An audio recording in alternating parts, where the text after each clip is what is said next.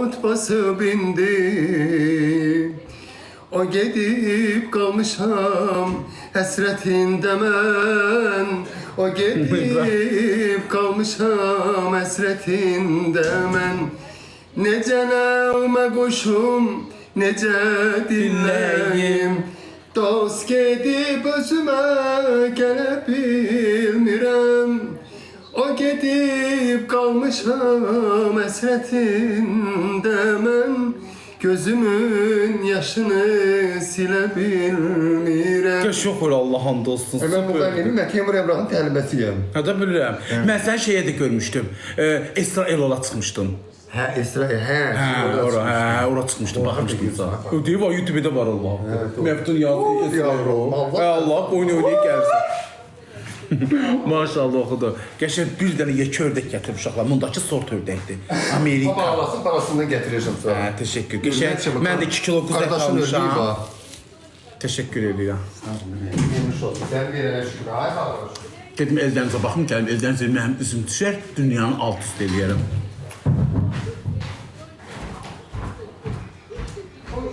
Evdən, işte. Biri ver koyum da ağzıma.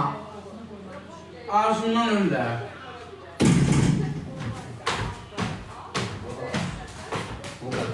Hə, onu da gətirmək yeyim. Mən evin bir beyi olaraq. Həqqi, toyumu Bakıda eləyəcəm. Yox, qız mağaları xan tapır. Adını heyalı, məktəbli qanadaqlı, gözəl gülçək. Niyə olmasın sənin kim oğlanları? Ümrəndə bir şey var, Məftun qızlar çoxdur, mən qızı yazsam çoxdur. Prosto ürəyimə yatmır, başa düşürsə. Töyokçuza saxlayan olsun. Yoxsa niyə sən tırnaq qoyacaq, üzümün zadını cırar? Tırnaq qoyan qızı neyinlə?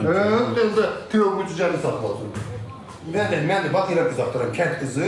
Töyokmu cücəni saxlasın, qəşəcəni. Mən də saxlasın da, ona da baxsın. Töyokmu cücəsə, mən də saxlayıb, töyoklu qızaqdım, versin yiyeyim. Yoxsa neyir ama gəlsin özüm oynasın, bu cübtasın aynaqayla, mən daşından yiyeyim. Nəyən alarsınız?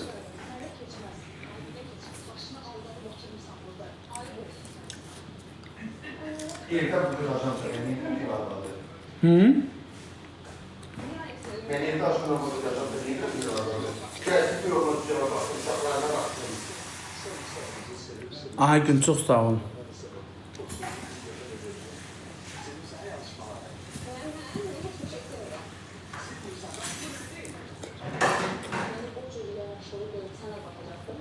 Gəlib oturanda uşaqlar, olsa sifrədə oturacaq da, onu da oxuyacaq.